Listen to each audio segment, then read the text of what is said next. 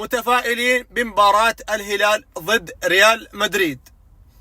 الهلال في آخر مباراة لعبها ضد ريال مدريد سجل حضور أكثر من رائع بأسماء، مع احترامي طبعا، أقل جودة من الأسماء الحالية. أتكلم لك عن المحترفين، كان وقتها إيجالو، ماريجا، كاريلو. الحين عندك أسماء يعني كبيرة، يعني مالكم لعب في برشلونة، كانسيلو من نادي لنادي ما شاء الله، سافيتش الإيطالي. عندك أسماء قادرة، نيفيز قادرة إنها يعني تجاكر الريال وتفوز عليه.